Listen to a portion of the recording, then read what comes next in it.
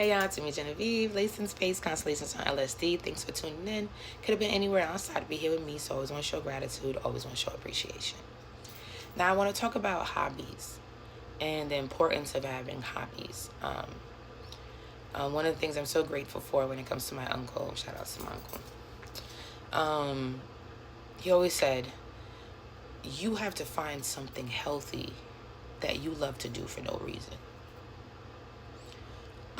And I've always kept that. I've always been someone that is deep in having hobbies. I would go get studio sessions for no reason. I would just be like, I'm having a bad day, so I'm just going to go make a song. Even astrology, I started doing it as a pure hobby, even since I was young, just really into signs. It was just something I was interested in. If I knew that in my 30s, astrology would be taking care of me, like stability, I would be like, wow. But when I started doing this, it was purely a peace of mind. Someone actually told me that I should start, charging and sharing for this. They actually donated to me. I was like, okay, I should start doing this. And even then, this is still something that I sometimes struggle with how I'm going to make this professionally. Astrology, even though I've been doing it for some time, I still struggle with the business, the professional part of it, because I just love it so much that it's a blessing that it's become what it is for me. A lot of it is just purely me having a deep interest. Also with like athletics, not saying I'm the most athletic person, but there's just certain things that I've just always feel like you should always just stay physical in. And you should find interest-based areas, like things that like, I'm not saying like regular going to the gym and stuff isn't important, isn't good, but like find something that is like hobby driven, like join a team. And that's something that I like really have always been interested in. Like I used to play lacrosse when I was younger. I've been thinking lately to join a lacrosse team as an older person, like in my 30s, and just figuring it out, just jumping back into it because I loved it. And I just want to share that with other people. Like, find something healthy that you like to do for no reason. If it happens to bring you into success and brings you thousands, millions of dollars, that's amazing. But don't bank on everything in your life to do that. Certain things are here to bring you clarity, calm your nervous system down, help you build friends, community, help you find more knowledge. It doesn't always have to equal success. Everything I do, work. You have to find something outside of work, outside of just what I need to do, and find something is what I like to do, what I want to do, and keep it there. Like right now with astrology, it's my bread and butter at this point, right?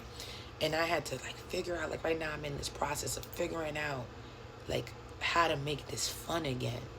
And where do I need to like open up diversity in my life so I can always remember that this is a hobby of mine, an interest of mine. Because that's what's going to keep me learning, going deeper, figuring out new techniques, figuring out new ways of looking at things. If I continue to look at this as something that I love to do for no reason. Because once I turn it into like a machine that has to like support me and my family, I'm going to lose the way that it calms my nervous system, the way that it opens up knowledge for me, the way that it brings relatability for me. I'm going to lose that. So I'm even working on different things in my life so I can continue to nurture this interest and find other things too. I want to extend that to you. Find a hobby. When you get off work, make it your business to join something, to be in something healthy for you that opens up a sense of knowledge, like I was saying, knowledge, relatability, connection, for you outside of just your job. Also implement that into your children, because that's what's going to save them. When they're going to like these depressions, or they're going through these identity crises, and they're trying to figure out the big wide world, they're going to be like, yo, I'm going through some stuff right now. Let me go do the thing that I always love to do, my hobby, my interest. Let me go calm myself down.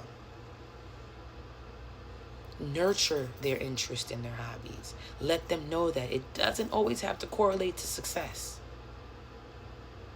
That it's okay if you have an interest, a hobby that is completely outside of what you want to do professionally. You should. Because if your mind is just always working around work, where's the fun? Where's the calm? And then you'll find that once you start doing this, you won't be jealous of other people. You won't be comparing yourself to other people, because you have something that you do every week at this time for yourself where you shut out the world. That's why hobbies is connected to the 3rd house and the 6th house. Gemini and Virgo. These are signs that are imperative, and you have 6th house or 3rd house placements. It is imperative that you find a hobby. It is actually the best. Hobbies are the best ways to have boundaries. When people know you have a hobby, you have something you do for no reason, and you make it your business. It's something that you do every day. It has nothing to do with work. It has nothing to do with any type of validation. This is just what you like to do. People respect that. And that's the best way you can build boundaries. Like, yeah, guys, every day at 6 o'clock I go golf. Every day at 3 o'clock I go play lacrosse. Every day at 7 o'clock I go to dance class, or I go to do pottery. People are gonna be like, oh, okay, see you later. They're going to respect it. And that's how you build boundaries, by having interest, hobbies. When you have no interest, no hobbies, nothing you do for no reason that you love, people are always going to feel like they can impose into your life, bother you, or just feel like they could just dump on you because you ain't doing nothing. You got off work already. What the hell you need to talk to me, cater to me, be there for me? But when you have hobbies and you are adamant about them, you start to learn boundaries. People start to learn how to deal with you with having a certain level of respect as well. That's why it's a Mercury thing.